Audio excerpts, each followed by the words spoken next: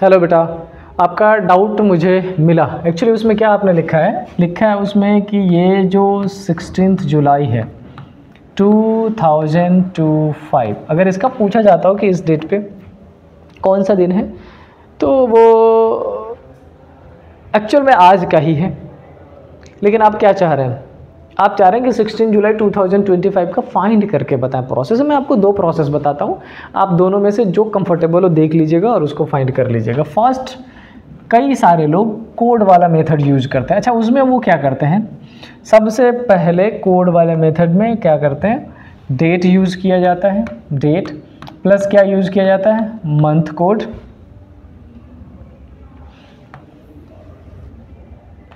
Date अपन use करते हैं और डेट के बाद क्या यूज़ किया जाता है, मंथ कोड, मंथ कोड के बाद क्या यूज़ करते हैं, सेंचुरी कोड, सेंचुरी के बाद ईयर और देन क्या यूज़ करते हैं, लीप ईयर, और इन सबको 7 से डिवाइड कर लेते हैं। डन। अच्छा, इस पर्टिकुलर क्वेश्चन में डेट कितना यूज़ किया गया है, 16। मंथ में अगर आप देखो तो जुलाई है।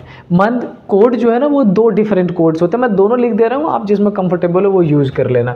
एक कोड होता है कौन सा, यहाँ लिख रहा हूँ मैं, एक कोड होता है ये 14440361446, एक ये कोड है। और अगर इन सारे ही नंबर में -1 कर दो तो क्या आ जाता है, 033614625 देन।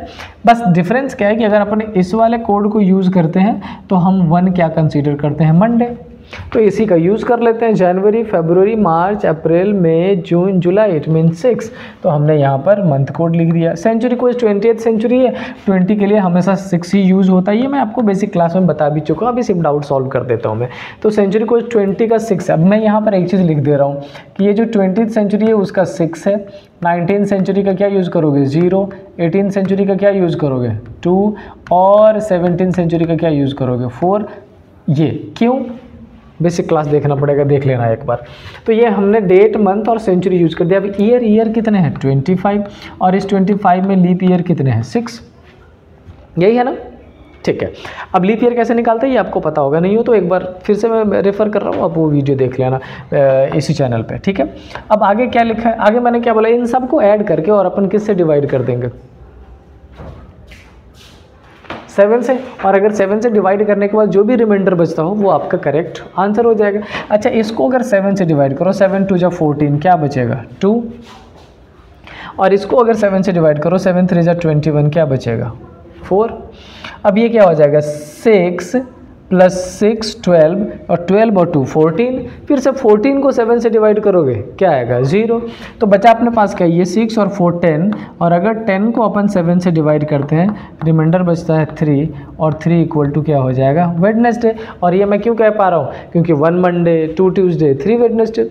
अगर इसमें कोई दिक्कत हो, जो मैंने डिवाइड कर दिया है तो परेशान मत होना, इन सबको ऐड कर लेना, 16 + 6 22 + 6 28 और +6 34, और 34 में 25 को ऐड करोगे कितना हो जाएगा, 59, और 59 को जब 7 से डिवाइड करोगे, 7 8 जब 56, 3 रिमाइंडर बचेगा।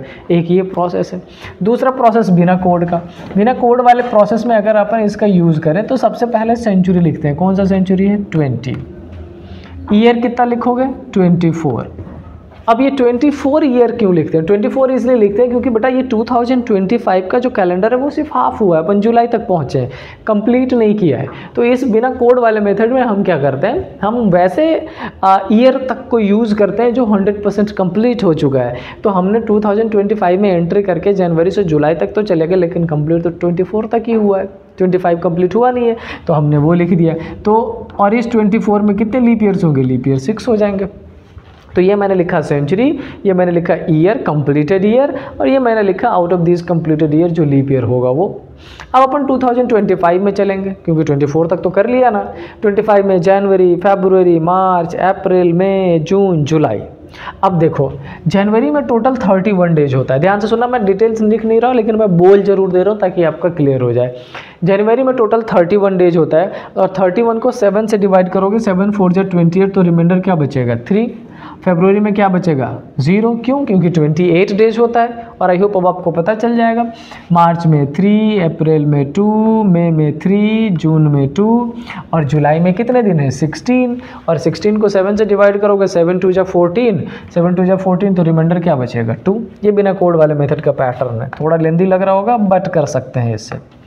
अब ये जो 20 हमने सेंचुरी लिखा था, बेसिक क्लास में मैंने बताया था कि 100 ईयर में 5 ऑड डेज, 200 ईयर में 3 ऑड डेज, 300 ईयर में 1 ऑड डेज, है ना, और 400 ईयर में 0। तो 400 में 0 ऑड डेज, 800 में 0, 1200 में 0, 1600 में 0, तो 2000 में भी कितने ऑड डेज होगा 0। और अब बचे हुए जितने नंबर है सबको क्या करना है, ऐड करके 7 से डिवाइड कर लेना है। अच्छा, ये 24 + 6 30 और 3 33 और 2 35 और 35 को 7 से डिवाइड करोगे तो क्या बचेगा 0 बचेगा। उसके बाद 3 2 5 और 2 7, 7 को 7 से डिवाइड करो क्या बचेगा, रिमाइंडर क्या बचा 0, वो सॉरी 3 और 3 = क्या हो जाता है वेडनेसडे। डन। ऐसा ही कोई डिफरेंट डाउट आता हो उसको बिल्कुल ही शेयर कर लेना जैसे आपने शेयर किया है आज, मैं सॉल्यूशन बना के आपको भेज दूंगा, ठीक है।